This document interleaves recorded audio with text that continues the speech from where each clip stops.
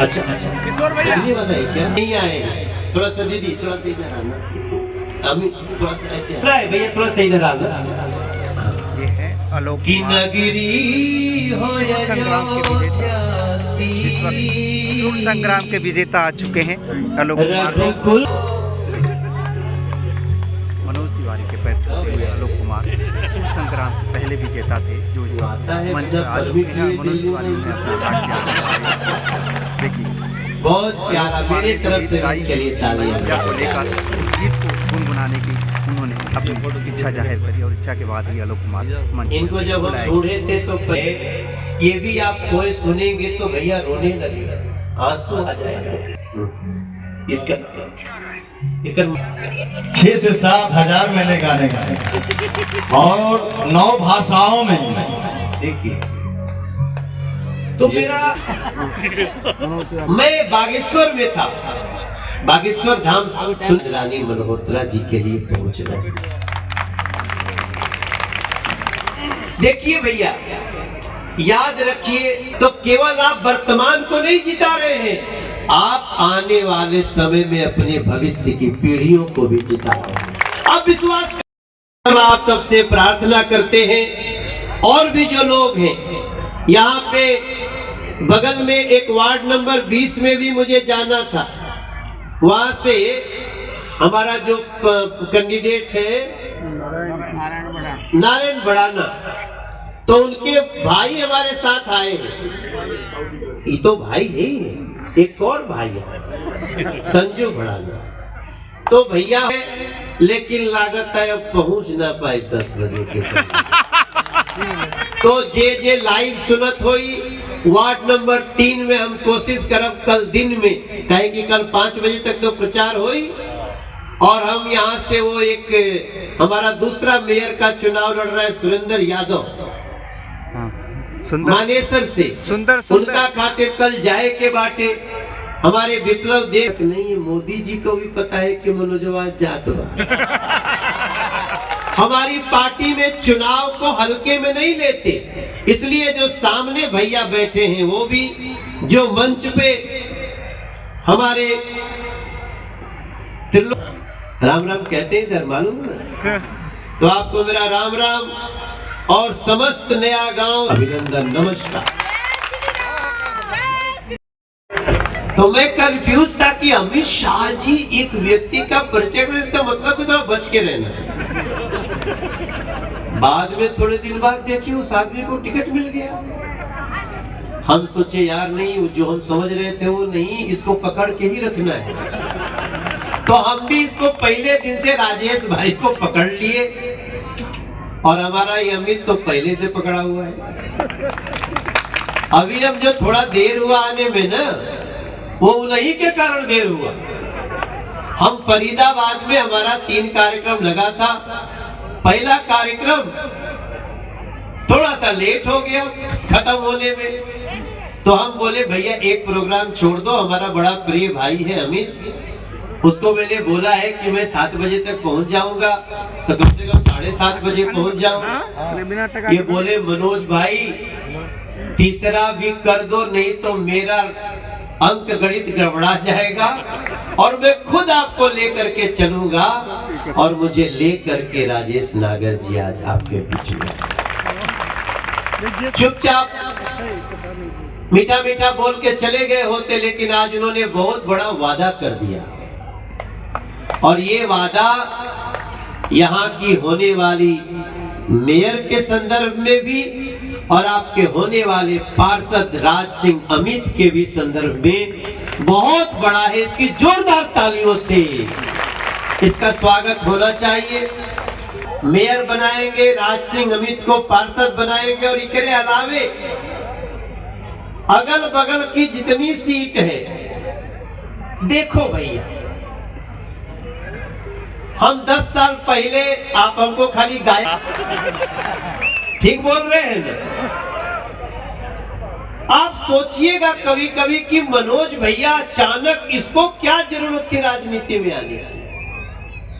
बहुत सारे हमारे भाई राजनीति में सेवा करने को तैयार थे, हमने 2013 में निर्णय लिया कि अब हमको राजनीति में बैठ करके, जानते हैं क्यों बैठने का निर्णय लिया? इनका प्रतिनिधि बनल जाए, आप लोगन की आवाज बनल जाए। हमारा भी ऐसा आवत नहीं दीदी, आवत नहीं, हर बात समझत नहीं। आंख में मुख्यमंत्री रहे और अब इस समय वो देश के अर्बन डेवलपमेंट मिनिस्टर हैं। खट्टर साहब का भी फोन आया, मनोज आप जा रहे हो ना? हम सोचे बड़ा गंभीर मामला,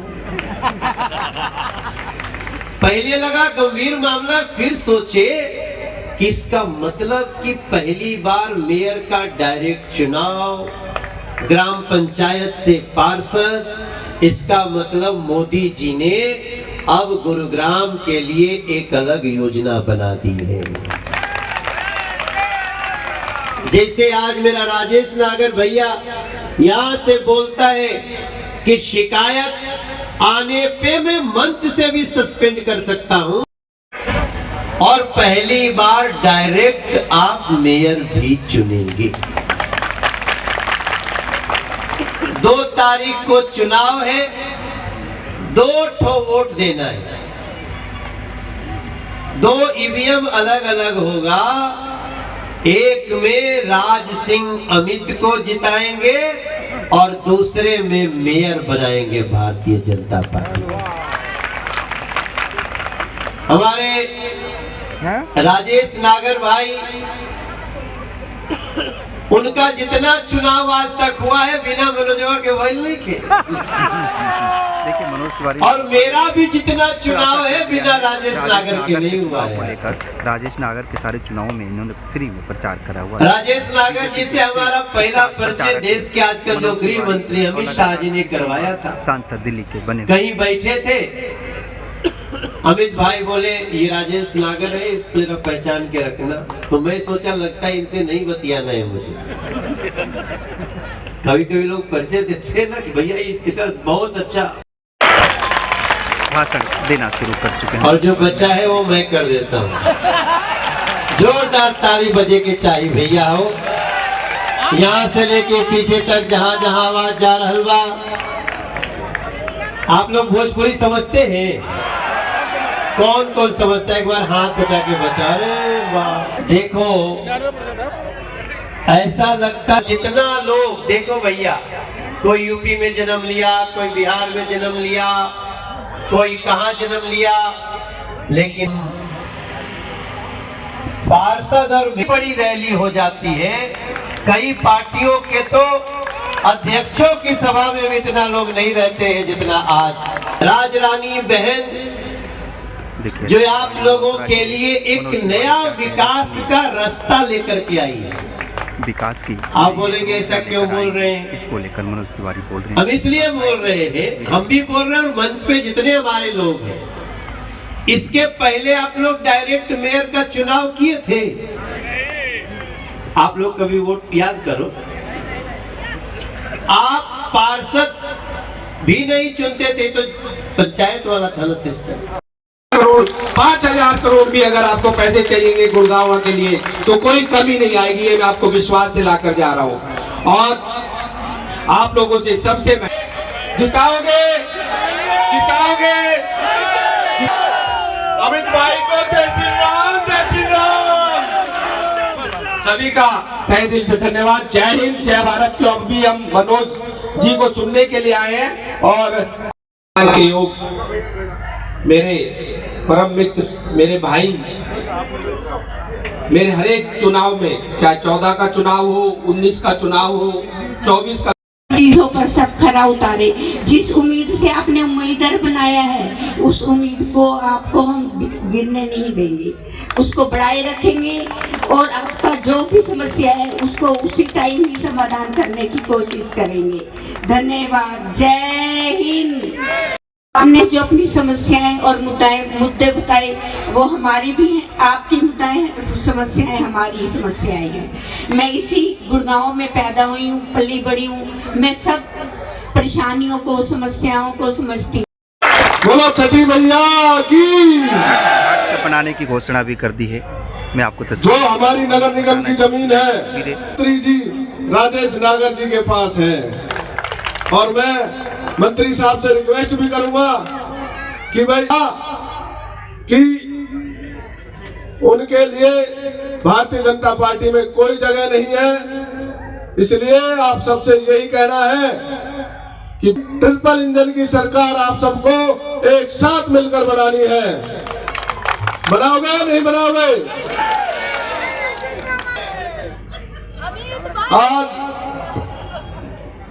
आज का ये शुभ दिन हमारे लिए बहुत यादगार